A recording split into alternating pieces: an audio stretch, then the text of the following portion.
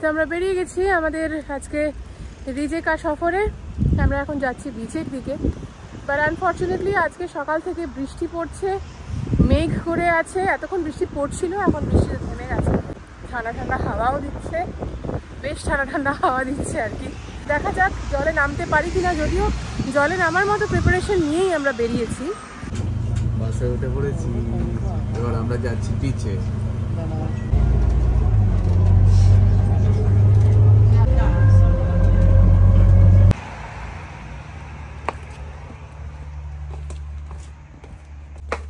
বউ বিচে যাচ্ছে, দৌড়াচ্ছে আমার বউ। এখান থেকে গড়িয়ে গড়িয়ে গিয়ে জলে গিয়ে ঝাঁপ মারা যাবে। সমুদ্র দেখা যাচ্ছে সামনে। এখানে একটা ব্যাম্বু ফরেস্ট সুন্দর। শ্রীরামপুরে গঙ্গার ঘাটে নাচছি। দেখো রাস্তাগুলো কিরকম অদ্ভুত। হ্যাঁ, ম্যাট করা পড়েছে যাতে পা না হড়কে যায় আর কি। এ বাবা, এ তো পুরো রিসরা। রিসরা? এ বাবা, আমার বউ এটাকে রিসরা ভাবছে। এখানে একটা ম্যাপুসি বসে আছে।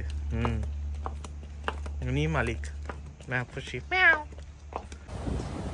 ওয়াও, কেউ নেই, জাস্ট আস, জাস্ট কেউ নেই, জাস্ট আমি একা, আর কেউ নেই। ওখানে একজন ভদ্রলোক রয়েছেন যদিও। যাই হোক, আমি ভীষণ এক্সাইটেড এই কারণেই পুরো বিচটা ফাঁকা।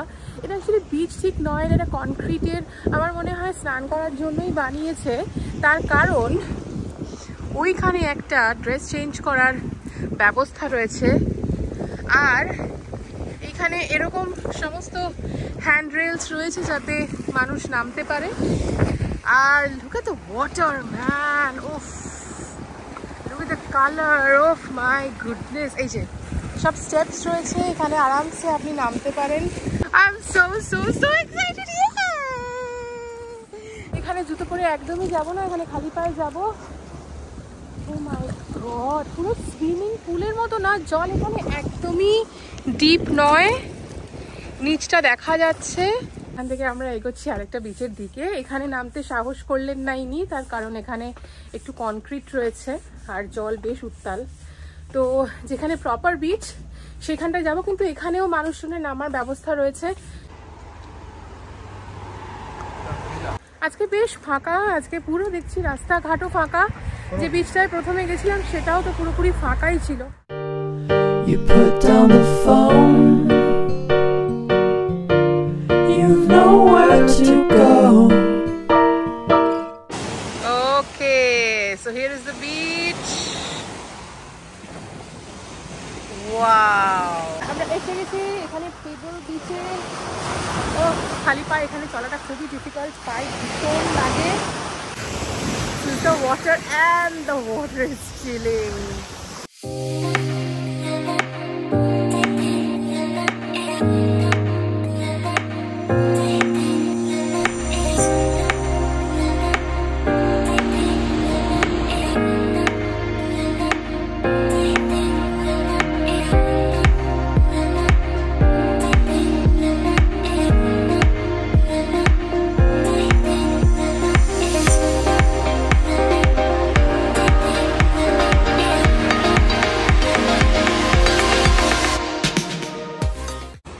কেমন লাগছে?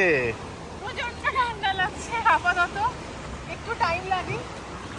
আর সমস্যা আছে পেবল বিচে, আমি বলে দিচ্ছি, ভবিষ্যতে যদি কেউ পেবল বিচ যান প্লিজ একটা প্রপার জুতো পরে যাবেন, যেটা স্ট্র্যাপ কিটো লক করা। হ্যাঁ, কিটো ইজ দ্য বেস্ট অপশন। কিটো, কারণ পায়ে প্রচন্ড লাগে, আমরা অভ্যস্ত নই পেবল বিচে। This is my very first time. জল কিন্তু একদম কাছের মতো স্বচ্ছ থাকে, ওদিকে একটু নোংরা আছে পাতা পাতার জন্য, আদারওয়াইজ it's heavenly, man. একদম ফাঁকা একটা বিচ, it's just us, কয়েকজন মানুষ রয়েছে, তাও আমরা আসার পরে তারা জয়েন করলো। very chill water, ঠান্ডা।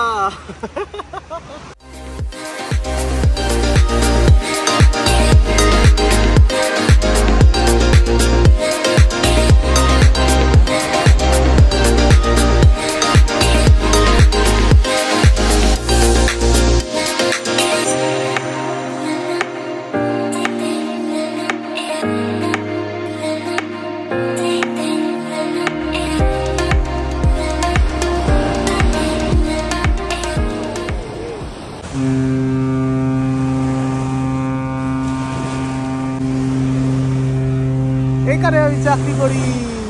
ওই যে জাহাজ। কদিন পরে তোমার ডাক আসছে? কি জানি, এ জাহাজ আবার জল দেখেই ভয় লাগছে আমার।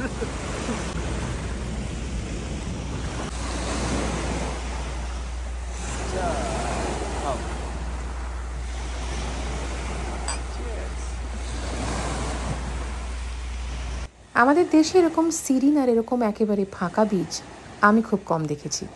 আপনাদের যদি কোনো অভিজ্ঞতা থাকে এরকম ফাঁকা বিচের, তাহলে অবশ্যই আমার সাথে সেটা শেয়ার করতে ভুলবেন না।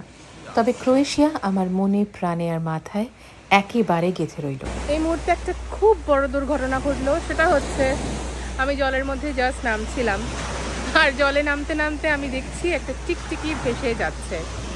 আমার কপাল খারাপ না এটা আমার দুর্ভাগ্য, আমি এখনও জলে দেখতে পাচ্ছি রয়েছে। আমি জাস্ট কি বলবো বুঝতে পারছি না, আমার জলে নামাটাই মনে হয় আর হবে না। কোথা থেকে একটা টিকটিকি চলে এলো সমুদ্রের জলের মধ্যে, মানে ভাবতে পারছেন যেটাতে আমার সবচেয়ে বড় ফোবিয়া, যেটাকে নিয়ে আমি সব থেকে বেশি ভয় পাই, সেটা হঠাৎ সমুদ্রের জলে চলে এলো। Enjoying Croatia very much. এ আমার বউ সমুদ্রে সাঁতার কাটছে। কেমন লাগছে বলো ক্রোয়েশিয়া? কি যে ভালো লাগছে, সুন্দর না? ভীষণ সুন্দর। Croatia is beautiful. মানে starting from Pula has been fantastic. ভীষণ শান্ত শিষ্ট ছোট্ট একটা শহর, আর ওখানে যে বিচটাতে গেছিলাম ওটা ঠিক বিচ ছিল না, একটা খাড়ির মধ্যে ছিল, কিন্তু এটা প্রপার বিচ, একদম সমুদ্র, ভীষণ অশান্ত, প্রচুর ওয়েভস আছে। আজকে সকাল থেকে ওয়েদার খারাপ ছিল, আজকে বৃষ্টি পড়ছিল। এখন সুন্দর মেঘলা দিন কেটে সুন্দর একেবারে আলো এসে গেছে, সানলাইট।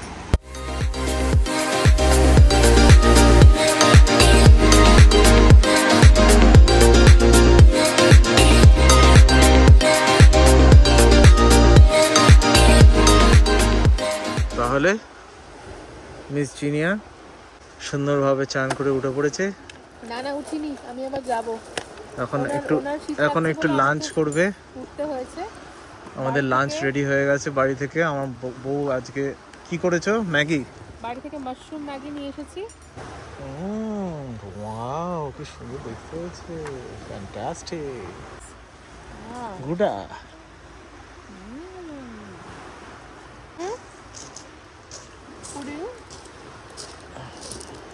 eggs, fantastic. দারুণ উপভোগ করলাম ক্রোয়েশিয়ার বিচে। দারুণভাবে আমরা সাঁতার কাটলাম। জলটা একটু ঠান্ডা, তাই আমি উঠে পড়েছি। এই রে বৃষ্টি শুরু হয়ে গেল বোধহয়। হ্যাঁ, বৃষ্টি নামছে। মোটে খাইতে বসলাম রে। বিকেলটা যতই পড়ন্ত হচ্ছে ততই দিনটা শেষ হয়ে আসছে, আর ততই আমার মন খারাপ হয়ে যাচ্ছে। ক্রোয়েশিয়াতে আজ আমাদের শেষ দিন। কালকে আবার আমরা রওনা দেব একটা নতুন ডেস্টিনেশনের উদ্দেশ্যে। নতুন ডেস্টিনেশনে যাওয়ার যতটা এক্সাইটমেন্ট রইল, ততটাই কিন্তু ক্রোয়েশিয়াকে বিদায় জানানোর দুঃখ রইল। আবার কবে ক্রোয়েশিয়াতে আসতে পারবো, আদপেও কোনোদিন আর আসতে পারবো কিনা আমার কাছে একেবারেই অজানা। শুধু এটা আমার কাছে জানা যে এখানে কাটানো প্রতিটা মুহূর্ত, প্রতিটা ক্ষণ আমার কাছে অমূল্য রয়ে গেল। ভালোবাসার মানুষের সাথে হাত ধরে চললে যে কোনো জায়গায় সুন্দর হয়ে ওঠে। তার সাথে যদি এরকম একটা অসামান্য বীচ আর অসামান্য পরন্ত বিকেলের সাক্ষী হয়ে থাকতে পারি, আমার মনে হয় সেটাকেই বলে পরম পাওয়া। আজকের ব্লগটা এখানেই শেষ করছি। আশা করি আপনাদের এই ব্লগটা ভালো লাগলো। ক্রোয়েশিয়ার কোন শহরটা আপাতত আপনাদের ভালো লাগলো সব থেকে বেশি, সেটা অবশ্যই আমাকে জানাতে কিন্তু ভুলবেন না। রিজেকা ট্যুর সম্পর্কে আপনাদের যদি কোনো তথ্য লাগে তাহলে অবশ্যই আমাকে কমেন্ট সেকশনে জানাবেন। আমি চেষ্টা করব আপনাদের সমস্ত কোয়ারির রেসপন্স করার। আপনারা সবাই ভালো থাকবেন। আর যারা যারা সামনে ইউরো ট্যুর প্ল্যান করছেন তাদেরকে আমি একটাই কথা বলবো, ক্রোয়েশিয়াকে আপনাদের আইটিনারিতে রাখতে একেবারেই ভুলবেন না। অনেকটাই আন্ডাররেটেড এই কান্ট্রি, কিন্তু ততাধিক সুন্দর। দেখা হচ্ছে আবার পরের ব্লগে। সবাই ভীষণ ভালো থাকবেন। টাটা।